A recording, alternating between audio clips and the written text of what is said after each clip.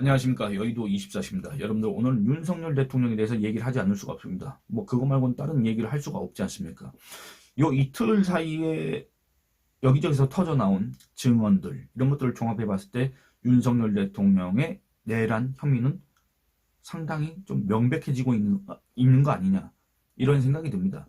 제가 애초에 윤석열 대통령 비상계엄 선포 이후 또 해제 이후 진행된 윤석열 탄핵 정국 과정에서 말씀드렸던 거는 일단 더불어민주당이 내놓은 그 탄핵소추안이 정말로 엉터리다. 아니 예를 들어서 그 탄핵소추안의 결론 부분에 나와 있는 뭐 이태원 사고 이런 게 나와 있습니다만 여러분들 앞으로 국내에서 대형 사고가 일어날 때마다 대통령한테 그 책임을 묻고 탄핵소추안에 그 내용이 들어간다고 한다면 여러분들 그거 동의하실 수 있겠습니까? 그리고 또 대통령의 그 모든 권한 중에서 가진 권한 중에서 가장 고유 권한이 바로 외교와 국방입니다. 대통령의 외교 행위에 대해서 어떤 정치적인 비판은 가할 수 있지만 그걸 놓고 대통령직을 내려놔라.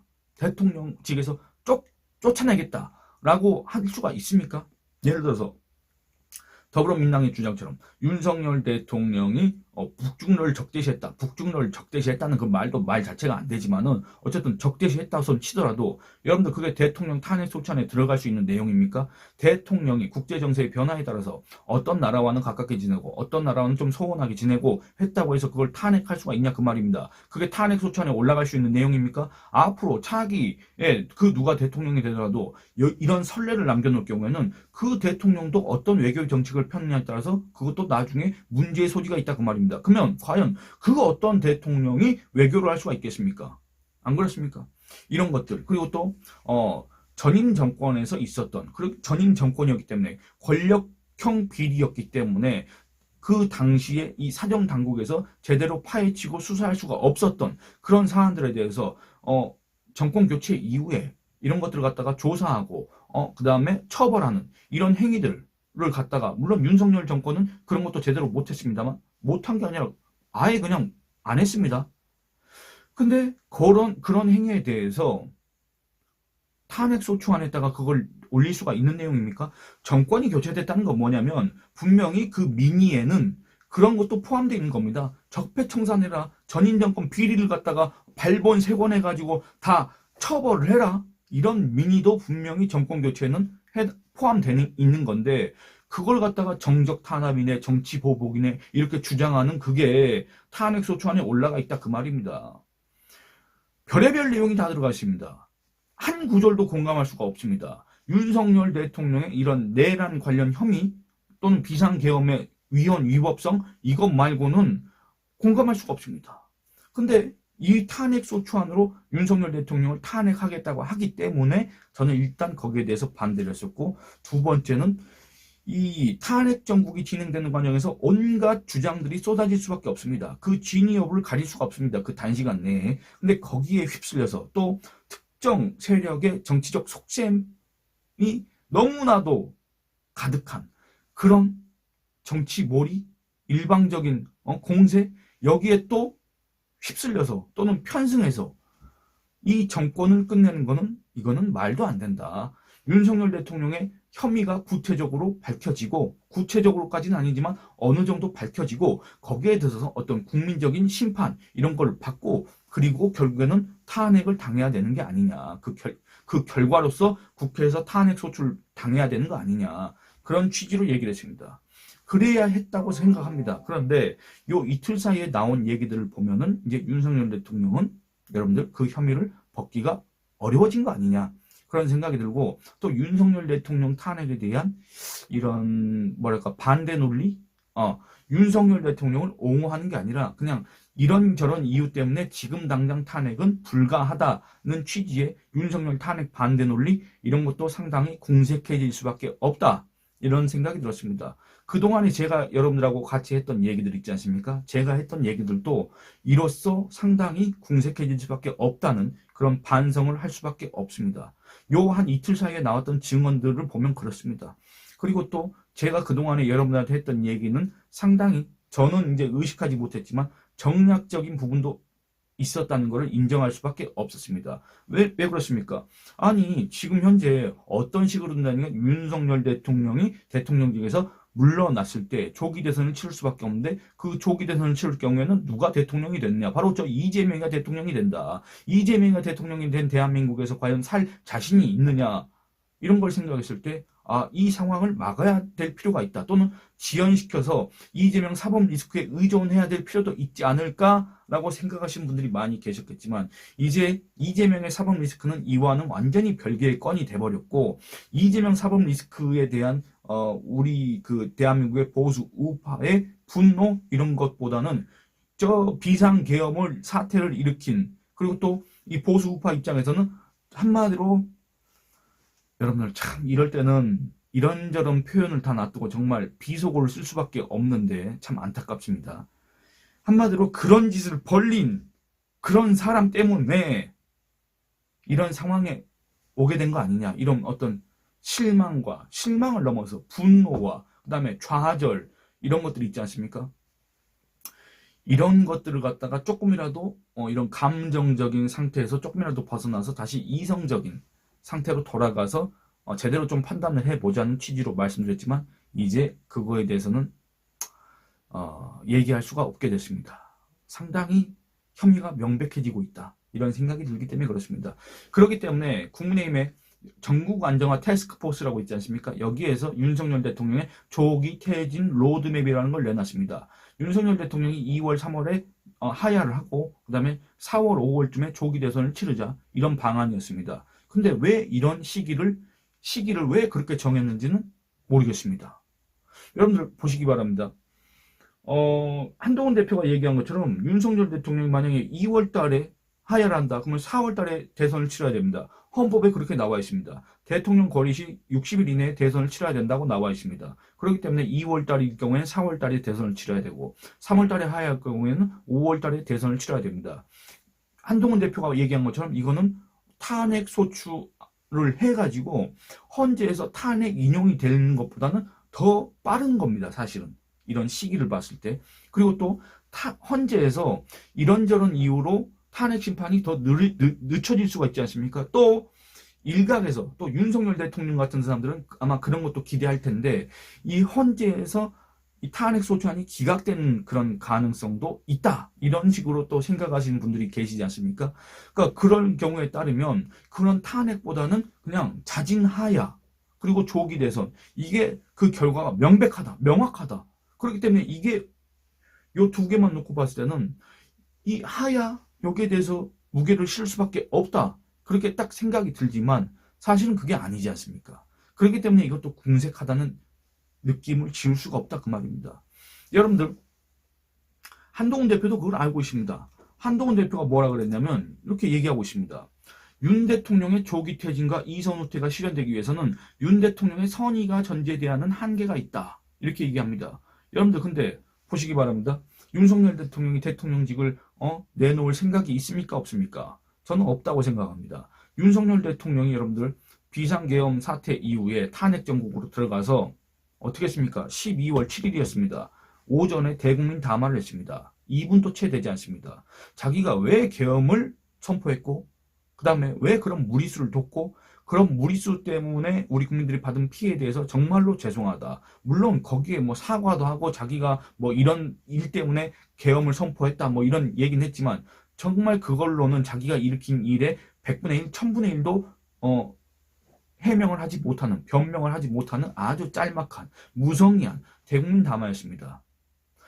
그런 윤석열 대통령을 과연 우리 국민들이 믿을 수가 있겠습니까? 윤석열 대통령이 자진하야할 가능성이 있다고 생각하겠습니까?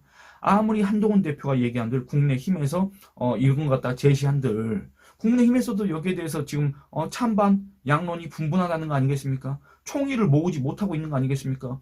그럼 이런 상황에서 우리 국민 누가 여기에 대해서 동의하고 공감할 수 있냐 그 말입니다. 그리고 또 가장 결정적으로는 이 비상계엄을 통해서 정말 이 군을 동원해서 대한민국 헌정 질서를 교란한 정말 여기까지는 여러분들 윤석열 대통령이 지금 내란 수괴다 이런 얘기를 하는 게 아니라 그야말로 헌정 질서를 교란한 것까지는 사실이지 않습니까? 그 교란의 정도가 이 대한민국 헌정을 중단시키려고 했느냐 즉 국헌 문란을 목적으로 했느냐 아니면 그것까지는 아니었느냐의 차이지 헌정 질서를 교란한 것 자체는 사실이지 않습니까? 그런 것들을 고려했을 때 지금 대한민국의 국민들이 그런 윤석열 대통령이 하루라도 대한민국의 행정부 수반으로서 국가 원수로서 국군 통수권자로서 그 권한을 행사하는 거, 그 직에 앉아있는 것 자체를 허용할 수가 있겠냐 그 말입니다. 허용할 수 없을 겁니다. 여론조사를 돌려보면 윤석열 대통령이 내란 행위를 한 것이다. 윤석열 탄핵해야 된다. 이런 거의 답변율이 여러분들 거의 80% 가까이 되지 않습니까? 그러니까 거의 공개적으로 의사표시를 못하는 사람들 빼놓고는 거의 다 윤석열 탄핵, 윤석열 내란 수계 이런 주장에 동의한다 그 말입니다. 이런 상황에서 과연 그런 국민들이 이 국민의힘의 전국 안정화 로드맵, 윤석열 조기 퇴진 로드맵 여기에 대해서 동의를 해줄 수 있냐 그 말입니다. 이게 가장 중요한 문제인데 일단 이거는 가능성이 없다. 그럼 두 번째, 윤석열 대통령이 당에 일임하겠다고 했는데 자기의 임기를 포함해서 모든 문제를 당에 일임하겠다라고 했지만 과연 윤석열 대통령이 이걸 받아들일 것인가? 그럴 가능성도 없다. 그렇습니다. 여러분들 오늘 채널A 기사를 봤습니다. 여러분들 보시고 또 깜짝 놀라셨을 겁니다. 깜짝 놀라지 않으신 분들은 원래 윤석열이 그런 사람 아니냐. 지금 지난 2년 반 동안 원래 다 그렇게 해왔던 거 아니냐. 원래 그게 실체다라고 생각하시는 분도 계시겠지만 뭐라고 했냐. 채널A에서 단독 해가지고 하야 그런 거 없다. 법대로 탄핵 심판 때 오르겠다라고 하고 있습니다. 그러면 여러분들 국내임에서 2월 달에 하야를 하라고 하든지 3월 달에 하야를 하라고 하든지 아니면 지금 당장 하야를 하라고 하든지 간에 이거는 아무런 의미가 없게 되는 겁니다. 아무런 의미가 없게 되는 겁니다. 윤석열 대통령이 직접적으로 이 얘기를 한 건 아니지만은 이 대통령실 취재 결과 조기 퇴진과 하야에 부정적이다. 뭐 똑같은 얘기입니다. 조기 퇴진은 이제 일찍 물러나는 거고 하야는 스스로 물러나는 거고 그런데 부정적이라고 하는 겁니다. 왜 부정적이냐? 질서 있는 퇴진이라는 것 자체가 불가능하다. 법과 절차대로 탄핵 심판대에 오르겠다. 하야보다는 탄핵이 낫다는 공감대가 형성되고 있다. 급할수록 꼼수를 부릴 때가 아니라 원칙대로 가야 한다. 이런 취지의 입장을 내놨다고 하는데 결국에 뭡니까? 지금 이 국내임에서 내놓은 조기 퇴진 이런 로드맵에 대해서 꼼수라고 대통령실에서 지금 규정하고 있고 또 질서 있는 퇴진 한동훈 대표가 얘기한 거 이것도 불가능한 것이다. 나 그냥 탄핵 심판 때 오르겠다 라고 얘기를 하는 겁니다. 이거 왜 그런 겁니까? 탄핵 심판 그거 헌재에서 어떤 결과 나올지 모른다. 기각될 수도 있다. 지금 이 가능성에다가 모든 걸 걸고 있는 겁니다. 그러니까 이런 모습들을 보이는 이런 언행을 하고 있는 아직도 이런 행보를 계속하고 있는 아직도 이 민심의 이 분노 이런 것들을 갖다가 알지 못하는 또는 알면서도 외면하는 이런 대통령과 대통령실을 두고 국민의힘이 대체 그 무슨 제안을 한들 한동훈 대표가 우리 국민들을 그 어떤 방법으로 설득을 한들 그게 소용이 있겠느냐 그 말입니다. 그래서 결국에는 그 탄핵의 물결을 이제 거스를 수가 없게 됐다. 그거를 자초한 건 바로 또 윤석열 대통령이다. 그리고 또 이 정말 비상시국의 이 위기 속에서도 뭔가 총의를 모으지 못하는 그 국민의힘 때문에 그렇다. 더 엄밀히 얘기하면 그 국민의힘 안에서 그동안에 친윤이라고 해왔던 자들 그 다음에 국민의힘 안에서 다선 의원 노릇을 해보면서 지금 이 국민의힘 안에서 나 중진이요 이렇게 거들먹거리는 그런 사람들 자체가 우리 국민들한테서 지지를 받을 수가 없다. 그런 사람들은 우리 국민들의 어떤 공감을 얻을 만한 능력이 1%도 없다. 그렇다면 어떻게 됩니까?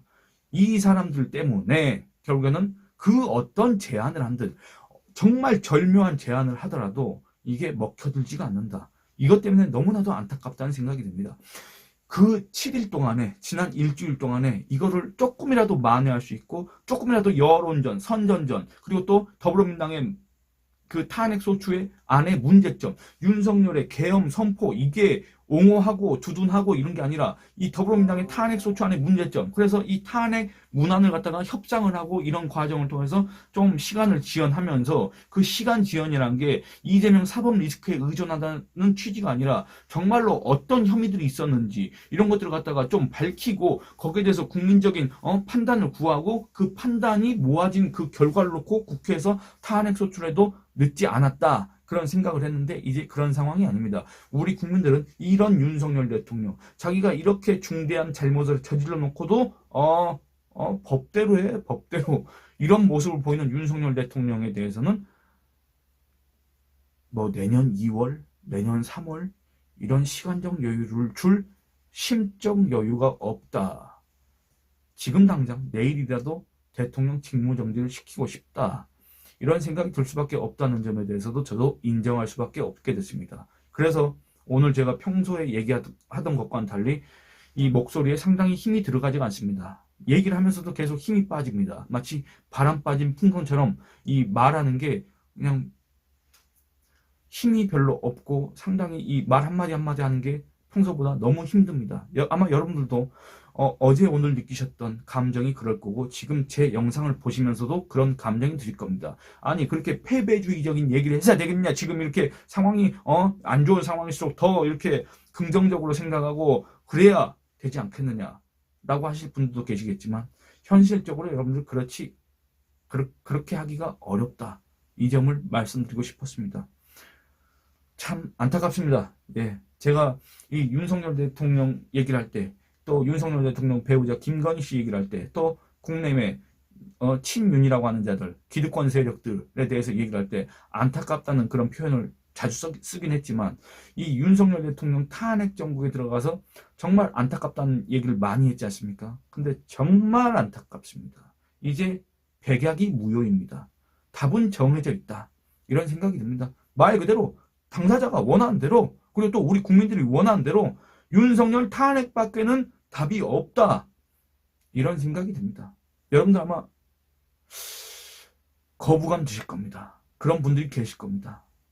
여러분들 의견을 남겨주시기 바랍니다. 예, 감사합니다.